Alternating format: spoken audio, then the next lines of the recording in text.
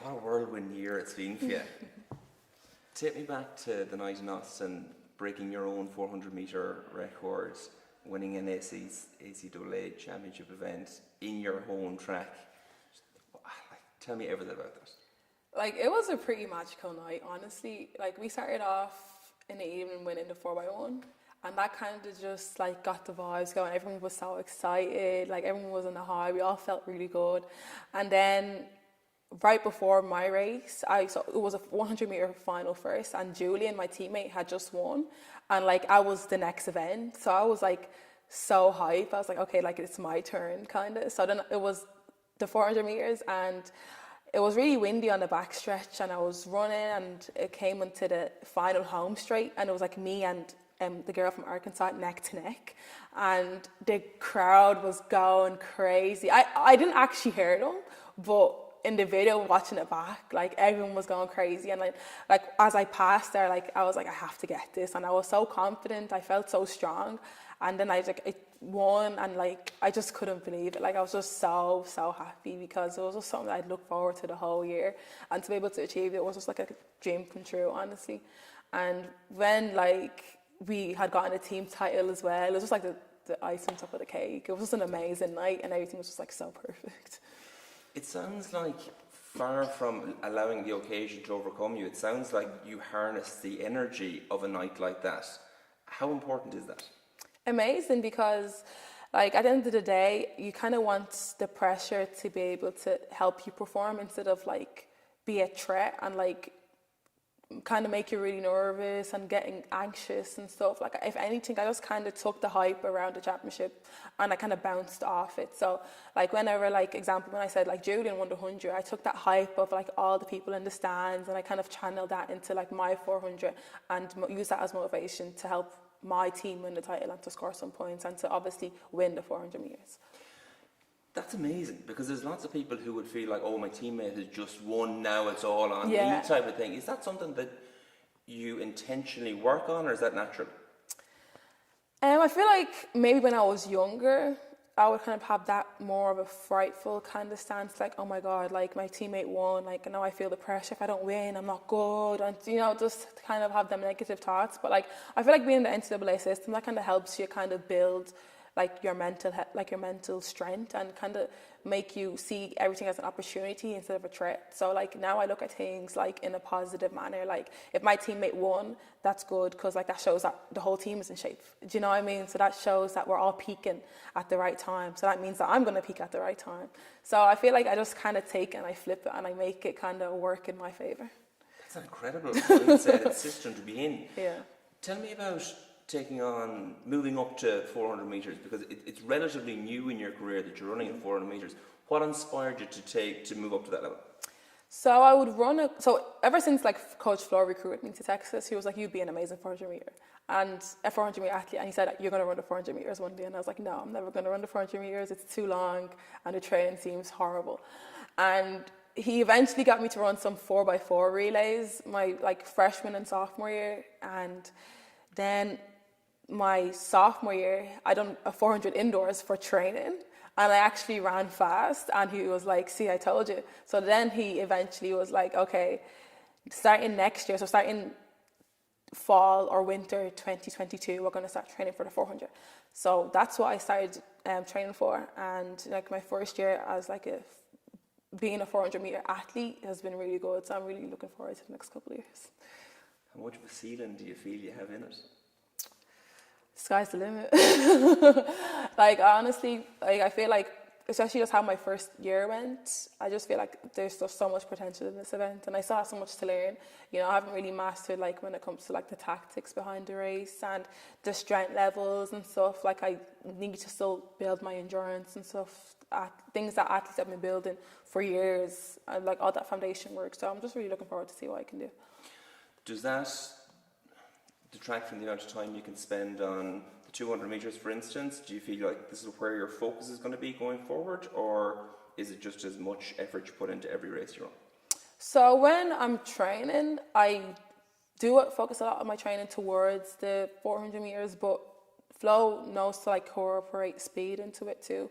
So like it still helps my speed for the 200 metres, But when it comes to like the 60 and the 100, like it's hard to be able to do it all, because with the 60 and the 100, it's very short speed and it's very like more like reactive and technique and execution. And compared to the 400, where you do like longer work, like 600 to 500 reps. So he just tries his best to kind of incorporate everything to make sure that I'm able to run from the 60 all the way to the 400 meters. Okay. Massive decision now off the back of that win was whether to go pro or not. And you made the decision. What informed that decision, and why did you feel like it was the right choice at the right time for you? So like my main goal for like the next couple of years was like the Olympics, and like knowing that the Olympics was next year, 2024, I just wanted to make sure that I was going to be in the best possible position to like be successful there. And I feel like being a professional athlete would allow me to do that, because I'd kind of be on my own terms. I'd be able to compete when I want to compete, and kind of be able to peak and kind of have my whole trajectory leading towards the Olympics, instead of like having a long NCAA season, indoors, outdoors, and all leading up to the Olympics. And then like I might feel a bit tired mentally, physically, but now I'm able to kind of set my competition schedule in stone and kind of have that towards, all based around the Olympic Games. That makes sense. Let's talk about the Olympics. Obviously, we're a year out now and all the excitement is beginning to build towards it. But for you, I assume it's very target-driven. Or is it? I don't actually know. Tell me about your hopes and dreams for Paris 2024. Like now that I've qualified, I just hope to be able to go out there and like give it my all, like make a final and hopefully win a medal. Like that's definitely like the goal. It's always been the goal. So just trying to be able to plan towards that and make the moves needed to be able to get there. That's definitely my end goal. Off the base of your first two races, the 200 and 400 as a pro, what do you learn from that in terms of where you need to get to be on a podium next summer? I feel like it's the point at it is in my season right now, after like the NCAA season. It's just about being able to continue staying in shape and staying healthy, because you know at this point of the season I've done multiple races this year, and like the professional athletes who are really just started their season this month or last month, so they're like much more fresh, which is kind of the reason why I wanted to go pro for next year also. But it just definitely taught me to just stay content, stay humble, and just remember that I just take each race at one at a time, because you can't like get bogged down on any races, because you still have a whole championships ahead of you. And at the end of the day, like I know some people would like get frightened by like, oh, the big names, but at the end of everyone is like a competitor. Everyone is kind of on the same playing field. Like if we're all lined up against each other, we must all be kind of similar. So not to let like the big names kind of phase me. And you know, I've been competing against collegiate athletes who are pretty much just as fast. So just kind of think of everything as the same level and focus on the race, and that's just my main goal. Yeah. So that's this much. When you're in Texas, how aware are you of the excitement and the hype and the interest that is growing around your success in your career back here?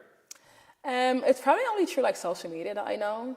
Like I know like a lot of like articles and a lot of people on like Twitter and stuff would be like reposting and sharing stuff like to do about like my success, and that would kind of let me know where like I was like popularity wise or whatever. But no, like I guess it's not really until like I came back home and I really saw, like I'd be in the airport, like I said, or like I'd be walking on the street and like someone would recognize me and they'd be like, oh my god, like I'm a fan, can I get a picture and stuff? And I'm like, oh my god, like people actually like know me and recognize me. So it's always kind of like a little shock to the system. Yeah, and I know that you're headlining the National Track and Field Championships. It's the 150th anniversary of the event. That must be a really nice thing to come back to, almost like a homecoming. Yeah, definitely. You know, I always love competing on home turf and seeing everyone. It's always such a privilege to kind of put on the show for everyone who's even like been supporting me over the last couple of years. So. No, I'm really excited for it, and it's really exciting to see all the other big names being able to attend the championships as well, because like athletics is in such a good place right now. There's so many people competing at like a global stage, and for us to all be able to just be out here and kind of showcase the talents that are currently coming through the ranks in athletics, it's just really exciting. World Championships coming up next month. Another great opportunity to pitch yourself against the best and to see where you're at and where you need to get to if you're going to medal next summer. Yeah, definitely. As I said, it's all about just trying to stay healthy and trying to stay motivated, keep working hard, because I know at this time of the season it can get a bit tiring, or even mentally and physically. So just being able to stay motivated and determined, that's my main goal. And I just know by the time we get there, I just hope to be ready. I know like Flo has been like kind of gearing our training program towards being ready for Budapest. So hopefully like by then, like we'll be able to get there and get the job done. And last one, because I'm sure part of tiring is doing all this media and chatting to me, but you continually break records again and again, and now you're just breaking your own records all the time. How do you stay motivated to continually push on and improve all the time and keep yourself at a level psychologically where you retain that desire to do better every time you go out? I've always been a really competitive person, like ever since I was younger. Like I'd always say to the boys, let's race. Do you know what I mean? That's just how I've always been. So I always want to better myself, and I always want to be better than I was yesterday. So when I do break my own record, now I want to break it again. And then when I break it, I want to break it again. So like I always like to challenge myself, and I feel like I'm just always going to have that same drive. And that's what's going to help me continue to keep going up in the ranks, to be able to like win the likes of like world medals, Olympic medals, because I feel like that's what I need, especially in the environment that I'm in as well, that I'm training in. Like we have, like my teammates are so successful as well, so we all motivate each other. It's the 400 metre world record in the future? Hopefully. Definitely would have right off. Brilliant. That's brilliant. Thanks.